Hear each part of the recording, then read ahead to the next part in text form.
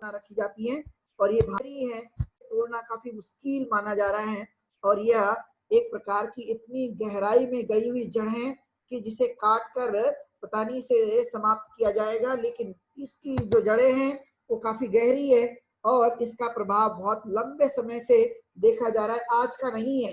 ये कई हजार सालों से चलते आ रही इस प्रकार की व्यवस्था है। यानी एक व्यक्ति से दूसरे व्यक्ति और दूसरे व्यक्ति से तीसरे व्यक्ति के अंदर में जनरेशन टू ये जनरेशन में एक प्रकार के चलते जा रहा है और यह एक प्रकार की बड़ी गहराई में गई हुई एक प्रकार की व्यवस्था है और इसलिए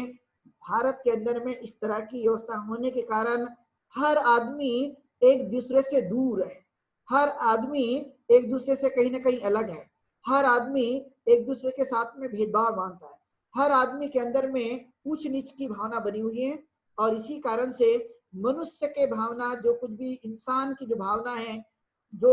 होनी चाहिए वो उससे काफी कोसों दूर खड़ा है और यह एक प्रकार की सबसे बड़ी समस्या मानी जा रही है और इसे हमें देखना होगा कि ये किस तरह से आई हुई है। तो इसमें इसकी कुछ खास विशेषता है, विशेषता ऐसी है कि एक प्रकार का एक जाति का समूह है और इस जाति के समूह में सभी लोग अलग अलग जातियों के समूह में रहने की कोशिश करते हैं। आपने महसूस किया होगा कि हर व्यक्ति जो है वो अपने अलग अलग जाति के समूह में रहता है और उसी को लगता है कि यहीं पर मेरी सुरक्षा है और उस सुरक्षा के नाते वह महसूस करता है कि यही जहां पर मैं हूँ यहीं पर मुझे रहकर सुरक्षित ढंग से मैं रह सकता हूँ। चूंकि ये जातिगत भावनाएं एक प्रकार की सामूहिक भावना के रूप में ये हमें दिखाई देती हैं और इसलिए आप लोगों को अलग अलग एरिया में अलग अलग बस्तियों में अलग अलग समूह के लोग दिखाई देंगे और अभी यह एक प्रकार की पक्की व्यवस्था इवन आज भी ये हजारों सालों से चल रही है। इसकी खास विशेषता यह है कि इसमें ऊंच नीच माना जाता है, यानी कोई भी हो लेकिन हर एक व्यक्ति आप ये पाएंगे कि ऊंच नीच है, मतलब जाति के अंदर जाति और उपजातियों के अंदर में भी उपजातियों की जो धारणा बैठी है मन के अंदर में, वहां पर भी हर एक प्रत्येक आदमी अपने मन के अंदर में ऊंच नीच की भावना लिए बैठा हुआ है। आज भी युवा यानी किसी को कोई दूसरे जाति का होगा तो उसको मानता है कि नीचे जाति का आदमी भी यह मुझसे नीचा है, कोई मानेगा मुझसे ऊंचा है। यानी जाति के अंदर जाति वाली भावनाओं में भी ऊंच नीच की भावना है और ये व्यवस्था आज भी बनी हुई है। इवन खान पान को लेकर, इवन सामाजिक एकता को लेकर भी इसमें कई प्रकार के मतभेद हैं। इवन आज भी कि आज भी जो है वो खान पान इवन नहीं होते हैं और यह एक प्रकार की बड़ी मजबूत व्यवस्था आज भी देखी जाती है और ये खासकर अभी भी बनी हुई है और इसी के कारण में जब जातिगत भावना मनुष्य के पास होती है तो स्वतंत्रता का अभाव पाया जाता है, यानी अपने स्वतंत्रता के आधार पर, अपने खुद की इच्छाओं के आधार पर किसी भी प्रकार का निर्णय लेते नहीं आता।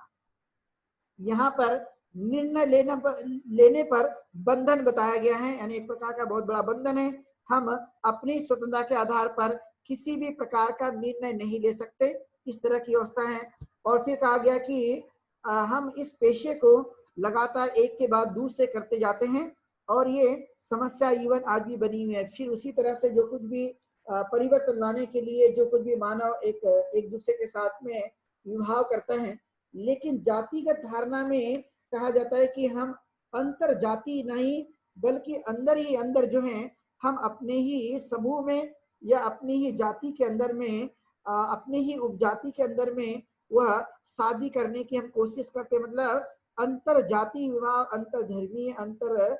जो कुछ भी होगा उस पर हम लोग अमल नहीं करते। इस तरह की इस जातिगत की भावना बड़ी अटूट रूप से आज भी विद्यमान है और इसे निर्णय लेने में रोक लगाई गई है कि हम निर्णय नहीं ले सकते और इस तरह की धारणा नहीं रख सकते हैं। यानी मनुष्य अपने इच्छाओं के आधार पर, अपनी उस श्रेष्ठता के आधार पर, अपने गुणों के आधार पर भी श्रेष्ठ होकर भी निर्णय नहीं ले सकता। ये खास महत्वपूर्ण बात है। और फिर कहा जाता है कि जातिवाद के कुछ खास चिन्ह बताए गए, चिन्हित की गई है और ये चिन्हित जो है आप लोगों को बचपन से ही दी जाती है कि आप इस कम्युनिटी के हो, इस जाति के हो और तब से ही ये सिंबल जो है हमारी पीठ के ऊपर में लगा दिया जाता है, एक प्रकार की ये मोहर लग जाती है, और इस मोहर लगने की वजह से उससे हम निकल पाना काफी मुश्किल माना जाता है कि हमें ये सिंबल लग गया, क्योंकि हम इस जाति में जन्मे, इसलिए पक्की मोहर लग जाती है बचपन से ही, और आपको सोचने का मौका नहीं दिया जाता। और इसलिए आपने देखा होगा कि यहाँ पर कभी कभी ये महसूस किया जाता है कि इस तरह की भावना रखने के कारण जातिगत भावना की वजह से कहीं ना कहीं सम्मान में गिरावट आ जाती है, और जानते ही लोग उस तरह का व्यवहार करना शुरू कर देते हैं। तो इस जातिगत की भावना की वजह से अक्सर ये देखा जाता है कि वहां पर रक्षा का अभाव पाया जाता है। यानी आपने देखा होगा अक्सर कि जहाँ जातिगत भावना होती है वहां पर रक्षा का अभाव पाया जाता है, मतलब हम सुरक्षित नहीं होते हैं। जगह जगह आपने महसूस किया होगा कि जहाँ जातिगत भावना होती है, तो जातिगत भावना के कारण अलग पहचान की वजह से मनुष्य का सुरक्षा मिलना काफी मुश्किल है, मतलब मनुष्य वहाँ असुरक्षित महसूस करता है, रक्षा होना काफी मुश्किल है। और इसलिए हो गया आवाज आ रही? आवाज आ रही। समझने पर बल देने की कोशिश करते रहना, जो कि बहुत ही जरूरी है। और इसी के कारण ये माना जाता है कि सामाजिक दूरियां निर्माण हुई है जितनी ज्यादा हो सके। और ये सामाजिक दूरियां ये एक प्रकार का खतरनाक सिद्धांत है, एक प्रकार का घातक सिद्धांत है, और इस सिद्धांत ने मनुष्य में ही दूरी निर्माण कर दी है। और इसलिए आपने देखा होगा कि इस कोरोना के समय में फिजिकल डिस्टेंस नहीं कहा गया, बल्कि इसके लिए सोशल डिस्टेंस कहने की बातें कही है। सोशल डिस्टेंस का मतलब है सामाजिक दूरी। अब बताइए, रोग होने के बाद में सामाजिक दूरी की जरूरत है या शारीरिक दूरी की जरूरत है? तो हम ये पाएंगे कि इसमें सामाजिक दूरी की जरूरत नहीं, बल्कि शारीरिक दूरी की जरूरत है। सामाजिक दूरी मतभेद को पैदा करती है। सामाजिक दूरी जो है वो इंसान और इंसान को दूर करने में एक रेखा खींचने का काम करती है, और उस रेखा में हमेशा आपने पाया होगा कि मतभेद के अलावा कोई भी चीजें उत्पन्न नहीं होती। और ये इतनी बड़ी गहरी एक प्रकार की खाई है कि इस खाई में जो भी गिरता है वह वापस आने की कोई संभावना नहीं है, क्योंकि यह एक प्रकार का ऐसा सिद्धांत है, और इस सिद्धांत में मानव को एक प्रकार से कमजोर साबित किया है। और यही महत्वपूर्ण बात है। और इसलिए आपने पाया होगा कि आज भी करोड़ों जो अशिक्षित लोग हैं, वो करोड़ों अशिक्षित होने का कारण है जातिवाद। बहुत सारे लोग जंगलों में रहते हैं, बहुत सारे लोग गांव में रहते हैं, और बहुत सारे जो लोग हैं वो इस शिक्षा नीति से इसलिए दूर हैं, या शिक्षा से दूर इसलिए हैं क्योंकि वो जाति की अपनी व्यक्तिगत पेशा पर ज्यादा जोर देने की कोशिश करते हैं। और यही कारण है कि वह उनके जीवन में इस तरह की दूरियां सतत रूप से बनी हुई है, और वह सिद्धांत आज भी लोग बड़े पैमाने पर मानते हैं। और मानने की वजह से इस प्रकार के पिछड़ेपन का जो कारण है वो हमें सामने दिखाई देता है। और इसलिए हमें इसका जो परिणाम है मानव के जीवन में, वो बहुत ही खतरनाक परिणाम होते हुए दिखाई देता है। क्योंकि ये जातिगत भावना की वजह से एक तो मनुष्य जो है अपने जीवन काल में उत्थान नहीं कर पाता, सोचने की ताकत नहीं मिलती है, वह अपने आप को ऊंचा उठा नहीं सकता। और यदि उठाने की भी कोशिश कर ली, लेकिन फिर भी अपनी जाति के नाम से हमेशा वह जाना जाएगा। अर्थात ऐसा कहा जाता है कि जाति नाम का जो शैतान है, कितनी भी तरक्की कर ले इंसान, लेकिन ये जाति नाम का जो शैतान है वो हमारे कार्यों में, हमारे प्रगति में उस तरह का पीछा करते आएगा, और वो कभी हटने वाला नहीं है, वो कभी हमारे जीवन से समाप्त होने वाला नहीं है। और इसलिए एक प्रकार का ये हमारे लिए शैतान की तरह खड़ा रहता है, और इसमें परिवर्तन की कोई गुंजाइश नहीं है। ये खास मूलभूत सिद्धांत है, इस पे हमें गौर करने की कोशिश करते रहना, जो कि बहुत ही जरूरी है। और इस तरह की चीजों का तथागत गौतम बुद्ध ने स्वयं अपने जीवन काल में बहुत ही गहराई से खंडन करने की कोशिश की, और उन्होंने इस बात पर जोर देने की कोशिश की कि मनुष्य जो है जन्म से कोई भी ऊंचा और नीचा नहीं होता,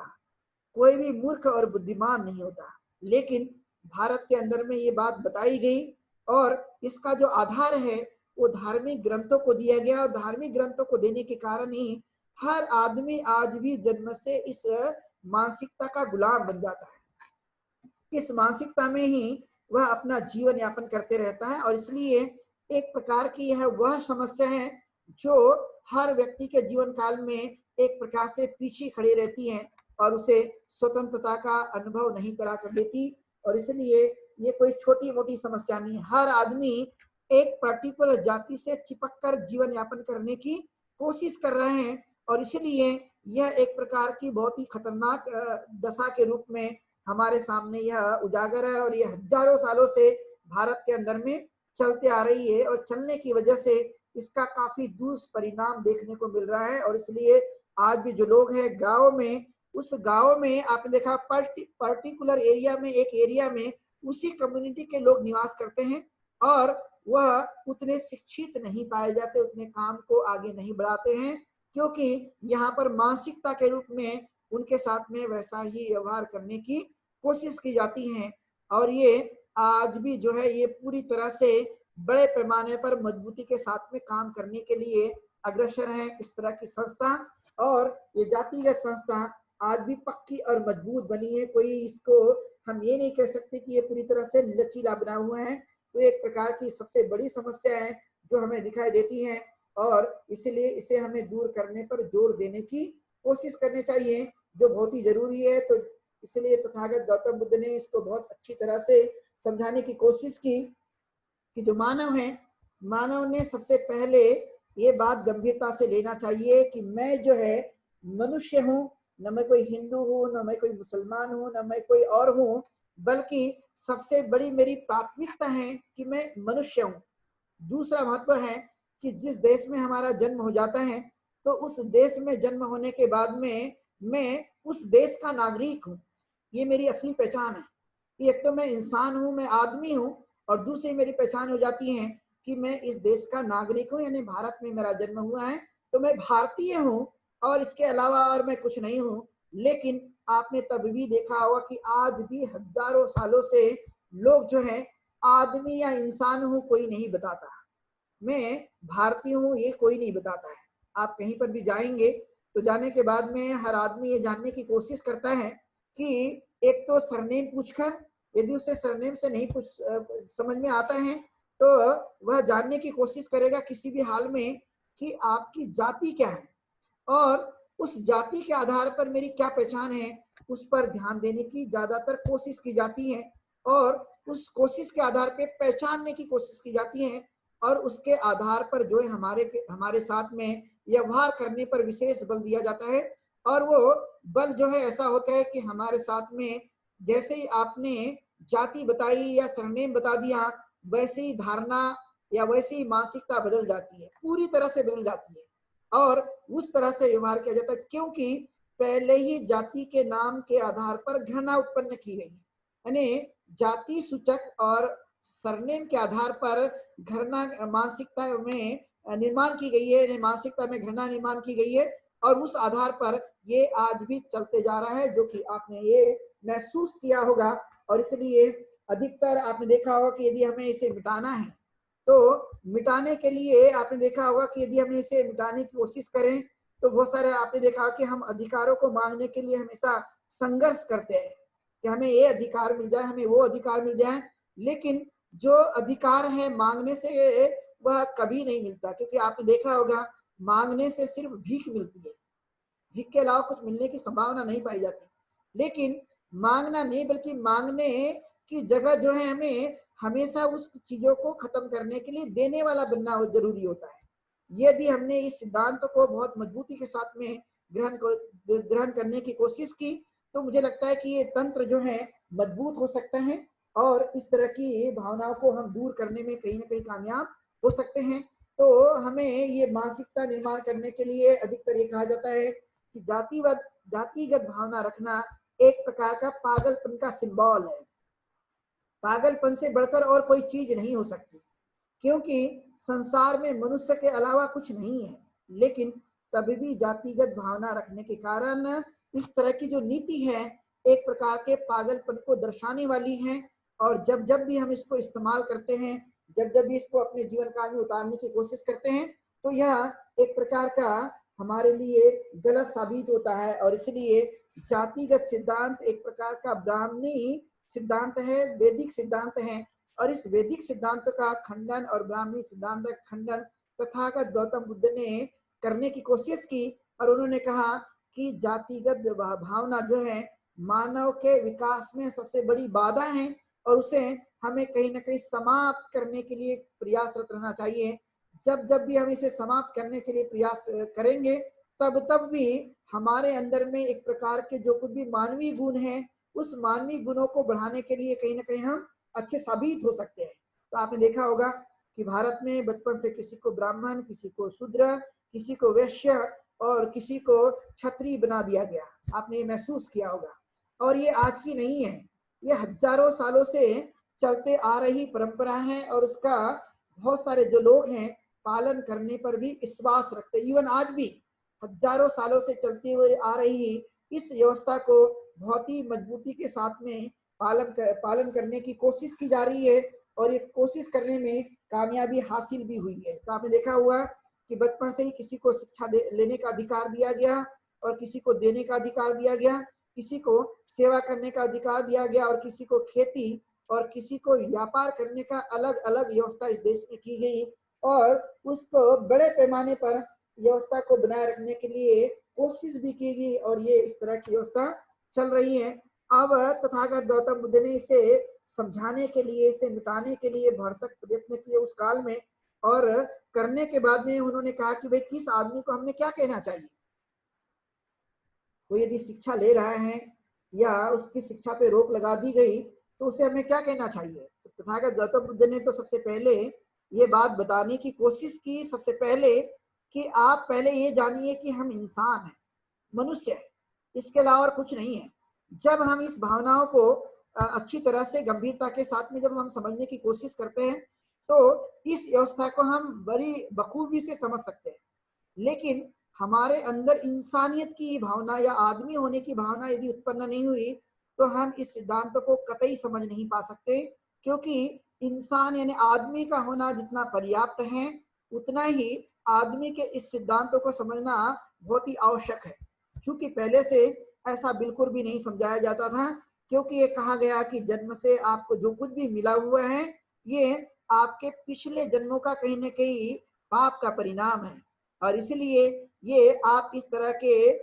कोशिश में लगे हो और उसे आपने वैसा ही कार्य करने की कोशिश करना चाहिए। ये बात जब तथागत गौतम बुद्ध के सामने आई तो तथागत गौतम बुद्ध ने इसका पुरजोर खंडन करके, उस काल में एक असलायन ब्राह्मण थे और एक वासत्य ब्राह्मण थे, उनके साथ में वार्तालाप किया और वार्तालाप करने के बाद में उन्होंने कहा कि देखिए आप ब्राह्मण हो लेकिन यह एक प्रकार की बचपन से दी गई व्यवस्था है, लेकिन मैं इसका खंडन करने की कोशिश करता हूं कि इंसान होना जितना आवश्यक है और उसकी क्षमताओं के आधार पर, उसके कार्यों के आधार पर उसे अवसर मिलना चाहिए, न कि आप जन्म से मूर्ख होने पर भी उसे ब्राह्मण बना दिया जाए।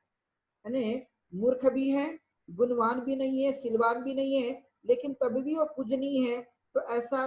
जो व्यवस्था है, ऐसा जो सिद्धांत है मुझे कतई पसंद नहीं है। ऐसे सिद्धांत का मैं पुरजोर तरह से मैं विरोध करने की कोशिश करता हूं, मैं इसे खारिज करने की कोशिश करता हूं। और फिर उन्होंने कहा कि मनुष्य होते हुए मनुष्य में जाति का कोई अंश नहीं हो सकता। क्यों? क्योंकि मनुष्य के जो कुछ भी रूप है, ये रूप जो है सबके एक जैसे ही है, कोई अलग नहीं है। इसमें एक ही फर्क आप देख सकते हैं जो कि कलर का हो सकता है, लेकिन आप ये जानने की कोशिश कर सकते हैं कि वो कोई भी मनुष्य हो, चाहे इस देश में रहने वाला हो या अलग देश में रहने वाला हो, वो सभी के अंदर में ये आप पाएंगे कि सभी के अंगों में समान समानता पाई जाती है। अन्य अर्थात जो है ये मनुष्य में लिंग अलग अलग नहीं हो सकते, अलग अलग जातियां नहीं हो सकती है। लिंग के रूप में यह नर और नारी के रूप में आप देख सकते हैं, लेकिन इसके अंदर में किसी भी प्रकार की जातिगत भावना आप नहीं देख सकते हैं। इस तरह का उन्हें समझाने की कोशिश की और फिर कहा उन्होंने कि संसार में जो लोग हैं या संसार में जो जीव हैं, तो कुछ जीव ऐसे होते हैं जो जलों में पाए जाते हैं, कुछ ऐसे जीव हैं जो धरती पे रहते हैं और कुछ ऐसे जीव हैं जो आकाश में रहते हैं। तो इस तरह के जीवों में पाई जाने वाली चीजें हैं, लेकिन आप लोगों को जानकर ये महत्वपूर्ण बातों को जानकर ये समझने में आसानी होगी कि जलचर में पाए जाने वाले, चाहे वो मेंढक हो, चाहे मछली हो, चाहे केकड़ा हो, अलग अलग जो जीव पाए जाते हैं, तो हम तो समझ सकते हैं कि उनके रंग रूप में समानता बिल्कुल भी नहीं होती है। ये महत्वपूर्ण बात है। यदि आकाश में उड़ते हुए पक्षियों को देखोगे तो उड़ते हुए पक्षी को देखने के बाद भी हमें एहसास कर सकते हैं कि उड़ते हुए पक्षियों में या आकाश में या पेड़ों में रहने वाले जो पक्षी होते हैं उसमें भी या उनमें भी किसी भी प्रकार की एक जैसे समानता नहीं पाई जाती है। ये महत्वपूर्ण बात है। लेकिन धरती पे रहने वाला जो मनुष्य है, ये मनुष्य के अंदर में वो कहीं का भी हो लेकिन सभी अंगों में समान रूप से समानता पाई जाती है। इसमें एक ही फर्क हो सकता है, वह है रंग का, कि कोई गोरा काला या कोई सांवला हो सकता है, लेकिन अंगों में कोई भी अलग अलग अंतर नहीं पाया जाता। सबके पास आंखें होती है, सबके पास कान होता है, सबके पास त्वचा होती है, सबके पास जीवा होती है, अलग अलग प्रकार की नहीं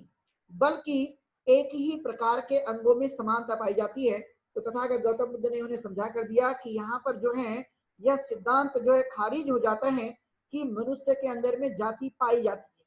क्योंकि अलग अलग जीवों को देखकर आप उनके रंग रूप में समानता नहीं पा सकते, लेकिन मनुष्य को देखकर ये अंदाज जरूर लगा सकते हैं कि कोई भी मनुष्य बिना नाक का नहीं हो सकता। यानी कोई ब्राह्मण होगा तो उसके बाद नाक है, और कोई वैश्य शूद्र होगा उसके पास नाक नहीं है, ऐसा आप नहीं कह सकते। फिर कहा गया कि यदि कोई ऊंची जाति का है तो उसके पास में बुद्धि है, मस्तिष्क है, और कोई शूद्र या गरीब आदमी है उसके पास मस्तिष्क नहीं है, ऐसा बिल्कुल भी नहीं हो सकता। तो ये सिद्धांत जो है उन्होंने बड़ी अच्छी तरह से समझा कर दिया कि मनुष्य आखिर मनुष्य ही है, और ये मनुष्य और मनुष्य आखिर मनुष्य है, और सब में वैसे ही अंगों को देखा गया है। यानी मनुष्य जो है वो सब प्रकार की क्रिया करता है जो उसके लिए आवश्यक है, और सब प्रकार से सेम यानी एक जैसे वो कोशिश करता है। और इसलिए हमें इस सिद्धांतों को जानने के लिए, समझने के लिए कोशिश करते रहना, जो कि ये बहुत ही महत्वपूर्ण है। ये समझाने की कोशिश की कि हमने मनुष्य के रूप में मनुष्य को जानने की कोशिश करते रहना, न कि यह जाति के रूप में जानने की कोशिश करना, क्योंकि जाति इंसान के अंदर में थोपी गई बातें हैं, इसे लाद दी गई हैं, और लादने के बाद में इसको एक प्रकार से ये ढांचा के रूप में प्रस्तुत किया गया, और ढांचा को एक प्रकार से राज्य की मान्यता दी गई, राज्य से देश की मान्यता दी गई, और इसे पक्की बनाने की कोशिश की गई, और इसलिए ये आज तक चलते आ रही है। तो हमें इसे समझने की कोशिश करना कि हम इंसान हैं, और इंसान के जीवन में जाति का कोई महत्व नहीं है। तो हम लोग एक छोटा सा ब्रेक लेंगे और इसे पुनः हम लोग कंटिन्यू करेंगे इस देशना को। तो यहीं पर हम लोग विराम लेते हैं।